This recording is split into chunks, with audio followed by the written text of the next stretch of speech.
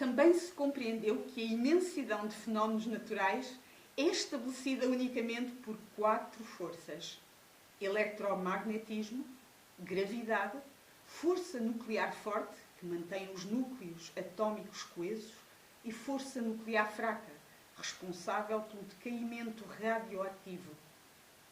Mais um quarto de século envolvido e somos conduzidos ao ano de 1980. Nesta época, já se tinha estabelecido uma teoria que explicava os resultados de todas as experiências realizadas até à data com partículas elementares e forças. Uma teoria designada modelo padrão da física de partículas. O modelo padrão explicava de uma forma precisa, por exemplo, como os prótons e os neutrões são formados de quarks, sendo estes unidos por gluões. Os ia dizer glutões. Tenho que beber água, estou seca, desculpa. Isto seca. Mais um quarto de século envolvido e somos conduzidos ao ano de 1980. Nesta época já se tinha estabelecido uma teoria que explicava os resultados de todas as experiências realizadas até à data com partículas elementares e forças. Uma teoria designada modelo padrão da física de partículas. O modelo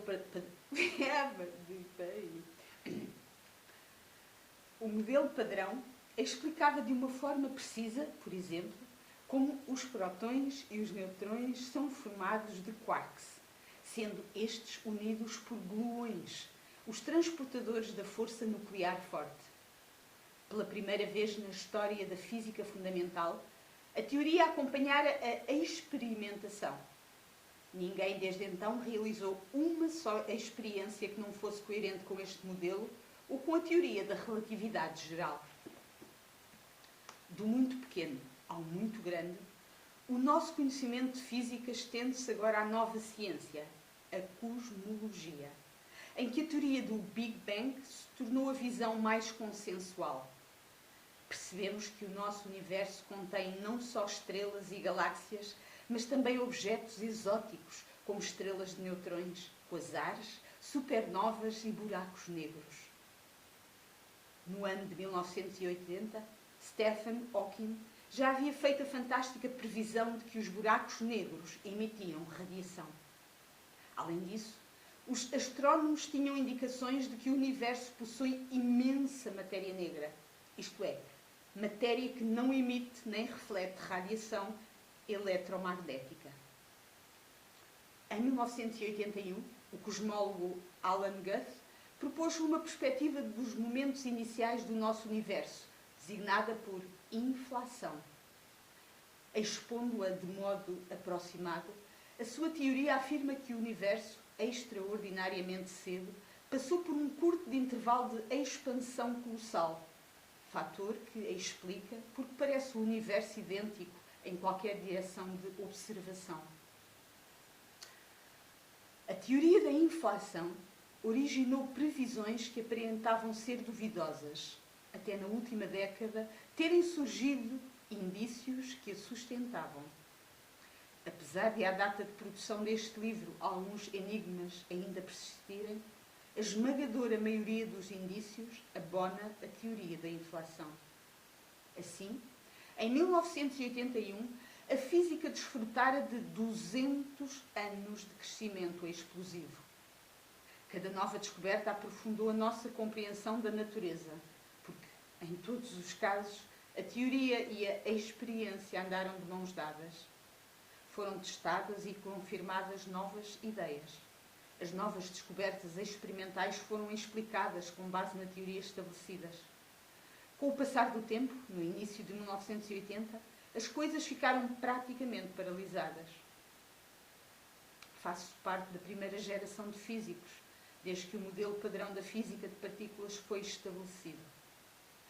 Quando me encontro com velhos colegas de faculdade, por vezes perguntamos uns aos outros que descobertas fizemos, das quais a nossa geração se possa orgulhar.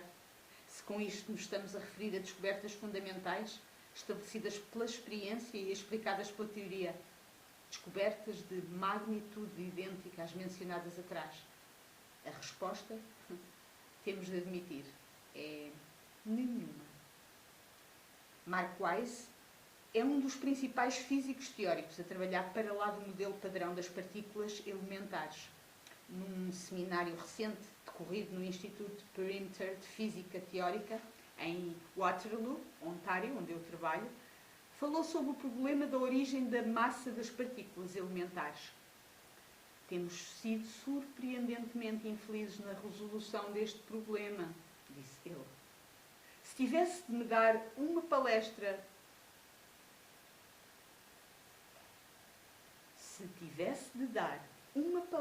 sobre a problemática da massa dos fermiões, neste momento provavelmente acabaria por falar de coisas já conhecidas na década de 1980.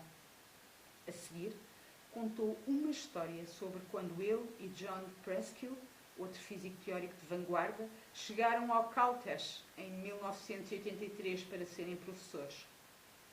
O John Preskill e eu estávamos sentados no seu gabinete à conversa. Vocês sabem, os deuses da física estavam no Caltech e nós também lá estávamos. O John disse: não me vou esquecer do que é importante para trabalhar. Depois escreveu o que era conhecido sobre a massa dos quarks e dos leptões numa folha de papel amarela e afixou-a no seu quadro de avisos, para nunca se esquecer de trabalhar sobre o assunto.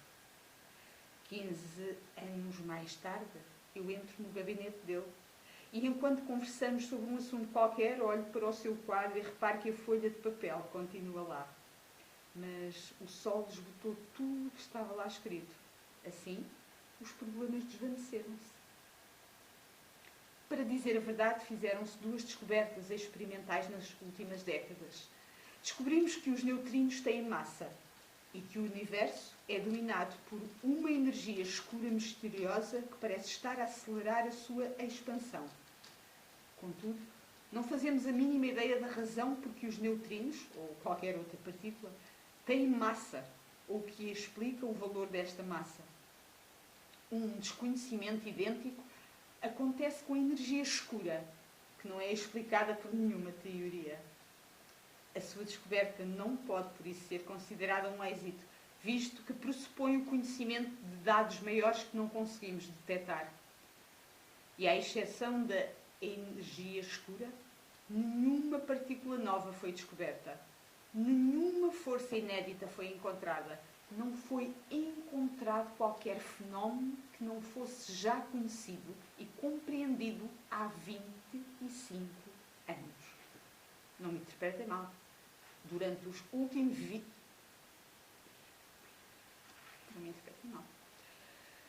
Não me interpretem mal.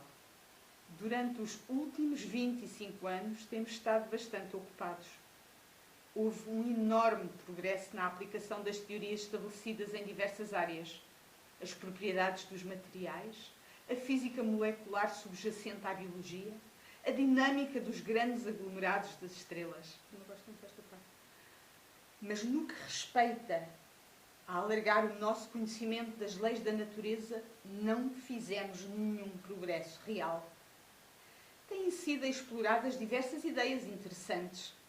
Têm sido realizadas experiências notáveis em aceleradores de partículas e feitas observações cosmológicas interessantes, mas têm servido sobretudo para confirmar teorias prévias. Tem havido muito poucos avanços e nenhum deles tão definitivo ou importante como os avanços dos 200 anos anteriores. Quando algo idêntico ocorre no desporto ou na economia, diz-se que batemos na parede. Por que razão ficou a física subitamente em apuros? E o que é que podemos fazer? São estas as questões centrais do meu livro.